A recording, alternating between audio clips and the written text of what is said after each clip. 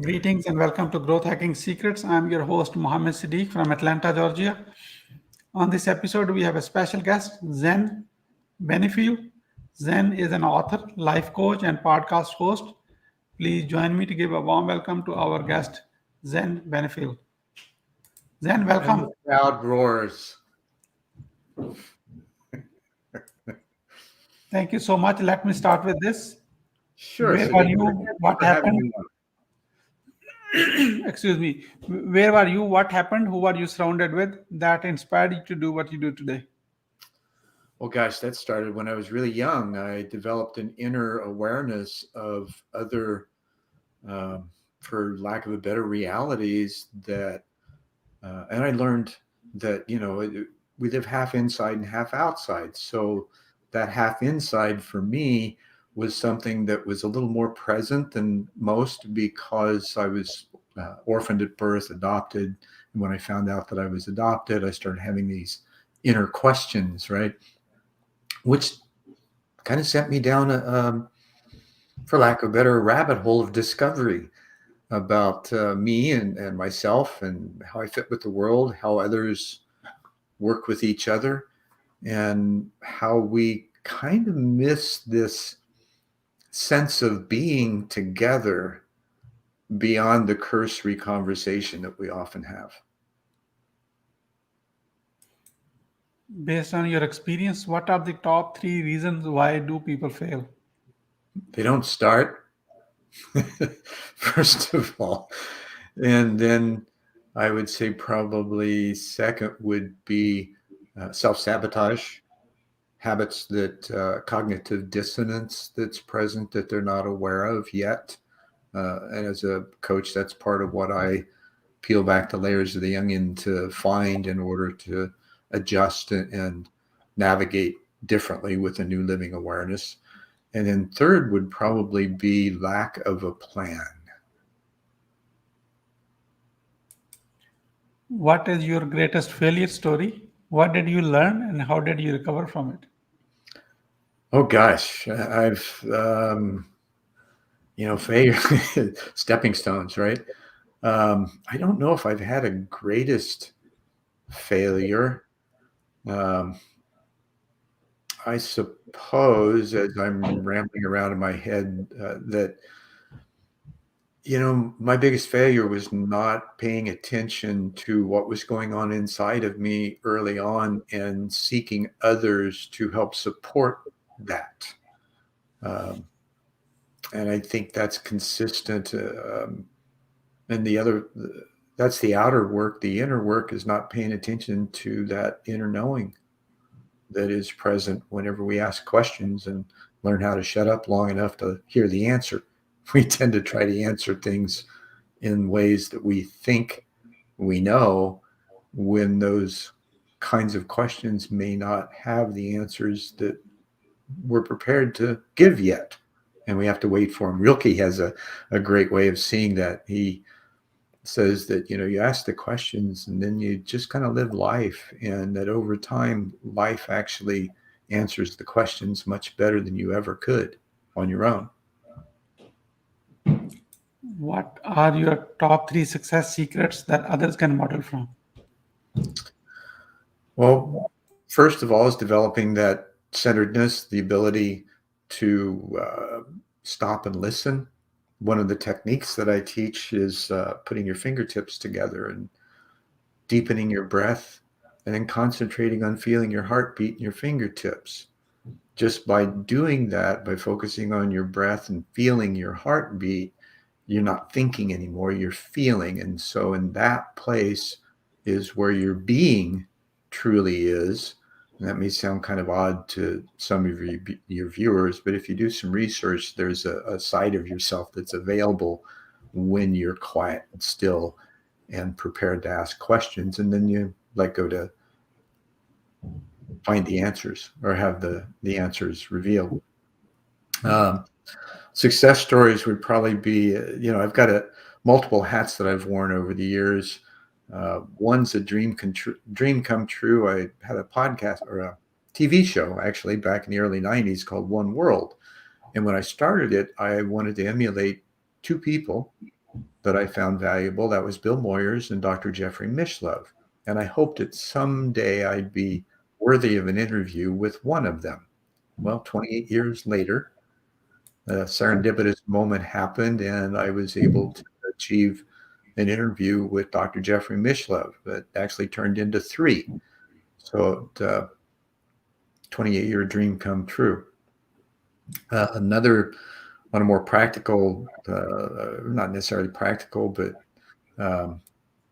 commercial level would be managing an event in 1997. I was hired to manage a large event. There was over 5,000 attendees during the weekend, and I got hired on a Sunday and put everything together, and including 120 vendors, 30 speakers, all the logistics for the event, including 50 volunteers, in 3 days. And just simply because I jumped in and knew the people to call to make it happen, and those that I didn't, I figured out along the way.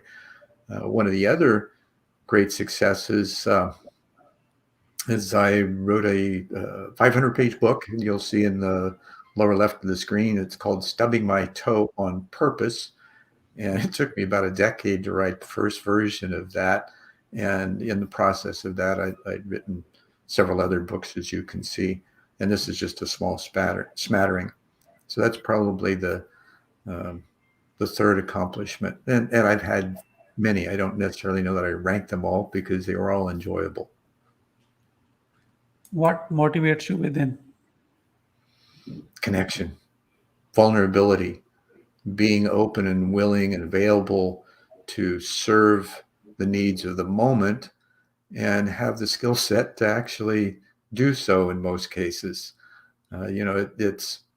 We often miss that ability to really connect with others and build strong relationships, because we're often on the ocean of emotion, feeling like we're being tossed around and not really able to find safe harbor.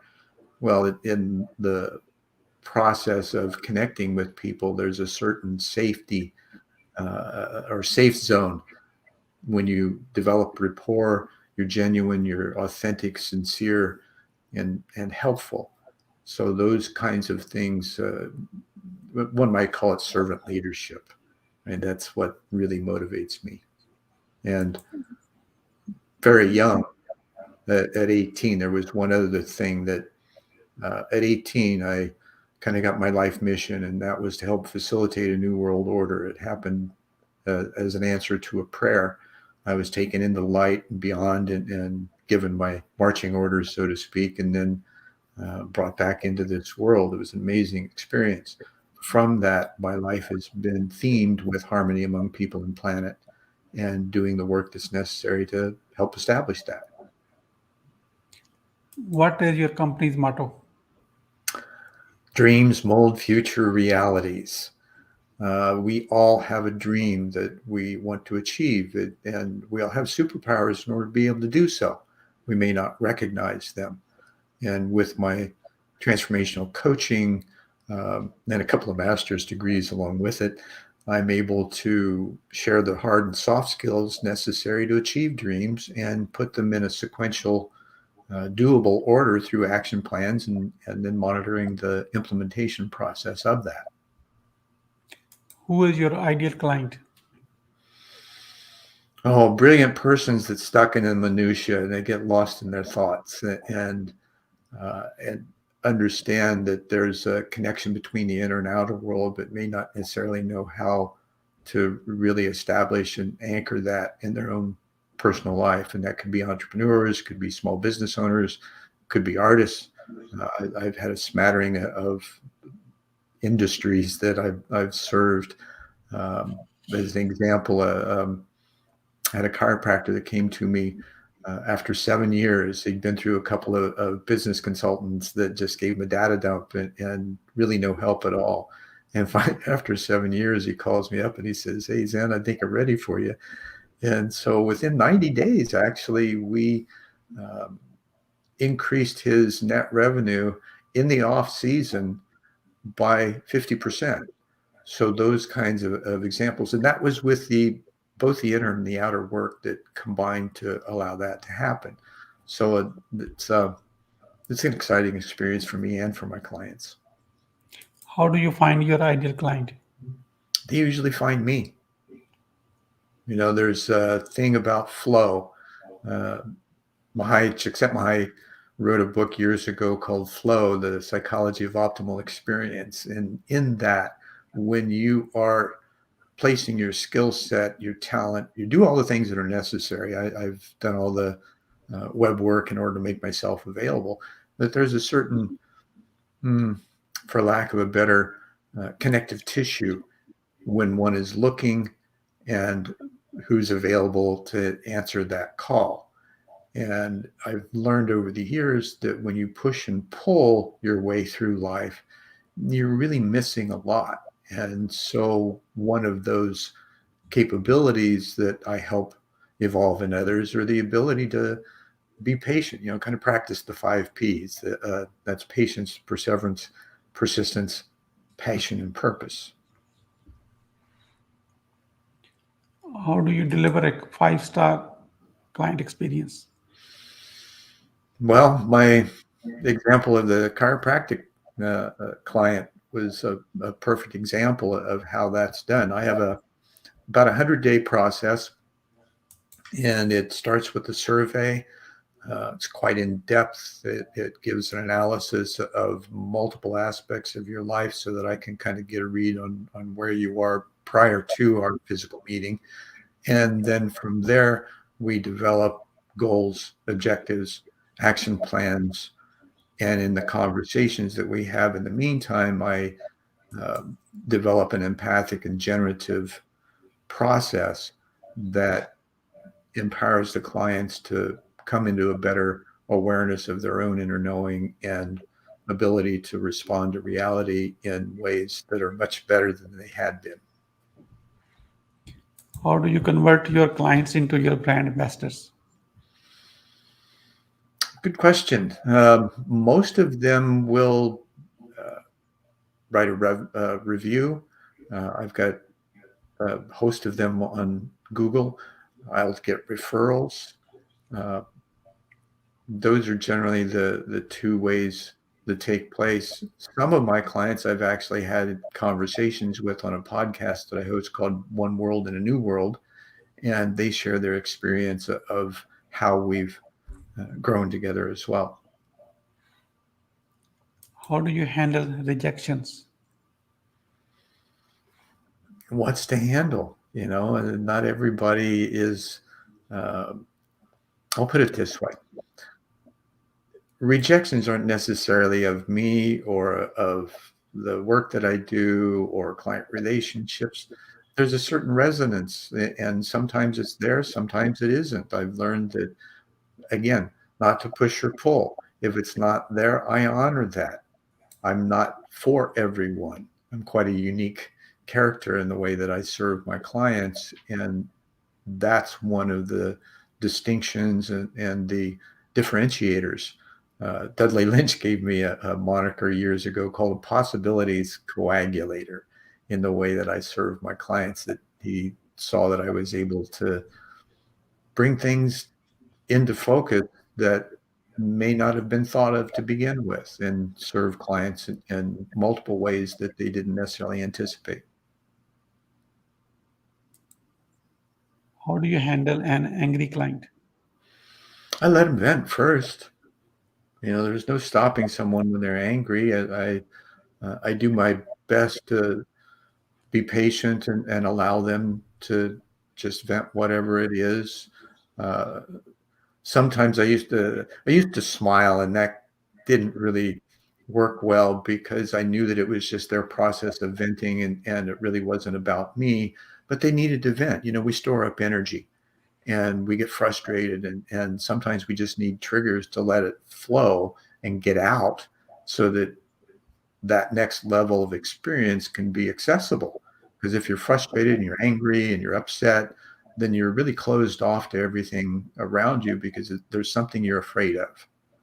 And if it's not being heard or um, not being understood, or even you're afraid of your own success, those kinds of things enter in, and there's a lot of frustration and anger that builds up because of that. So I know better than to try to, resolve it in the moment. And people just need to be heard. And that's one thing that we don't often do, is truly listen to another in order to respond to them. There's a process called active listening that I engage, and that's basically reframing what I thought I just heard my client say, just so that they know I'm truly listening. And then if there's any miscommunication that takes place, it can be uncovered and resolved. We are about to move into a lightning round. That means quick question and quick answer. Are you ready? I'm sorry, could you repeat that? We are about to move into lightning round. That means quick question and quick answer. Are you ready? Sure. What are you grateful for today? Oh, I have a morning ritual every morning that I give thanks for everything. It doesn't matter, trials, tribulations, ecstatic moments, triumphs. And I'm just grateful for being here in this world, and able to have a life at this time, and be as helpful as I can be in this transition from the chaos to order that we may find here in the near future. How do you start your day? I kind of just gave you that answer, didn't I? I started, I have a ritual that I repeat. A lot of people do morning rituals, meditations, and things like that. Mine's a bit more physical as well as emotional and spiritual, somewhat intellectual, but I try to keep my mind out of it so that I can just be present in the moment and be thankful for all that is. How young are you, Jan? Hmm. I am 64 years young. Um, I generally act like a teenager, though. I've never lost that creative curiosity, interactive. I'm quite the gregarious sort in public, and I love how it brings smiles to other people's faces because I'm so present and attentive and engaging with others. It's a lot of fun. You ought to try it. When you are not 64, you are 18 years old with 46 years experience. Yeah, I'd say that, because that's, and it's funny you say that, because at 18 is when I had that rite of passage. I hit my knees and I prayed to know what truth was, and I was willing to die for it if necessary. And the following week, sure enough, it happened. And I learned that there is no death, that we're all cosmic consciousness condensed into form, learning how to navigate our way through reality and learning how to work together. What you want to do when you grow up? Do I want to grow up? I think would be the question. Uh, right? I don't know what that is. What is your plan to achieve your goal? Well, I have several goals, so I have multiple plans and timelines and details along with them. I was a project manager very young in life, and I was responsible for $7 million in shipments a month for an aerospace company, over 800 part numbers. So I learned the details of project management intimately from both hard and soft skills. And then I went and got a couple of master's degrees to show that I actually knew it, right? What I found is that in this process, that we can achieve many things when we learn to recognize the patterns and processes and cycles of which details evolve. And for instance, um, you achieve a certain piece of a puzzle, so to speak, and then that piece has to be interacted with by other people, and like in a production environment, right? And so as those people interact with it, it's out of your control. All you can do is wait until it comes back to you after everything else has been done. And life is that way. You can have multiple layers of things, and the better you get, the more details you can handle, and the more fun I think that life is. And it supports that radical curiosity of how things work and how much you can actually accomplish when you don't know that you can't. How will you feel in case you don't achieve your goal? Well, Sometimes there's a little disappointment, I have to be honest, and I'd be a liar if I said there wasn't. However, uh, goal achievement doesn't necessarily end in a destination. It's the journey to get there. And even though that destination may be, process is you envision a goal and you visualize there, you go there, you imagine what it is in full regalia, and then you begin to back up the steps to get there. And as you do that, then it makes that goal much more achievable. It doesn't necessarily make it as you may have designed it to be, because there's other factors involved. Once you make that commitment to move towards the goal, then the rest of reality kind of kicks in and makes slight adjustments along the way that, if you're paying attention, actually makes the goal or the achievement of the goal much more dynamic and pleasurable than you ever thought it could have been. What is the advice you will give to younger yourself? Hmm. Listen to that inner voice and pay attention to it. Why being impactful is important to you? I feel that we're all here to be impactful in life. Because of that experience that I mentioned earlier, um, we have, in my understanding from the experience that I had, and this isn't necessarily a belief system that I hold, but when you consider that we all have the capacity to live in quantum entanglement with a unified field, what does that really mean?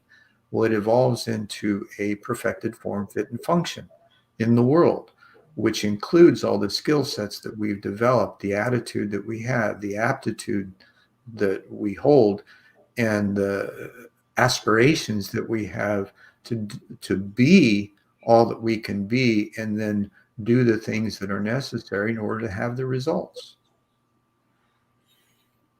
What do you want to be remembered for? Hmm. Being able to help others feel vulnerable enough to find their own inner truth looking place and listen to that voice within with impeccability and their own aspiration for their ability to perform to the greatest levels. How can we support you? Well, obviously, you can buy some of my books. They're on Amazon. If you just look up Zen Benefiel, there's, I believe, 18 of them that cover different topics, from life coaching to near-death experience to seeing things in a different way. Um, and to have some corroboration in your own life experience from somebody who may have been down a similar path and was able to reflect back to help you along.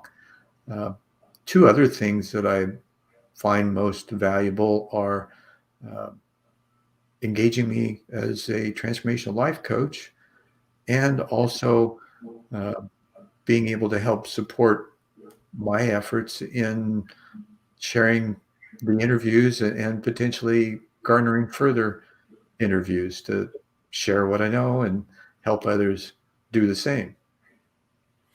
We are about to wrap up. I like to have a few words about your today's guest experience on the show. Here is my question. What would you say about your today's guest experience on the show? Well, you asked some very great questions, first of all, Siddique, and being able to answer those kind of on the fly, because I apologize, I didn't see the original questions. But I think we're best when we're in that place of vulnerability and just being honest and authentic as possible. So I enjoyed the opportunity to be able to do that and to share at least some of what I know and how I can help others in the process. What would you say as a final word? How about two phrases? Namaste and in Lak'ech. That means I recognize the divine in me recognizes the divine in you, and I am another you. And if we consider that from a place of space where most of us are. We are 99% space, right? Then we can have a much better relationship with each other and with life. A little more than one word, huh? Thank you so much, Zen, for sharing your wisdom with us today on the behalf of Growth Hacking Secrets community and our entire team. We really appreciate you.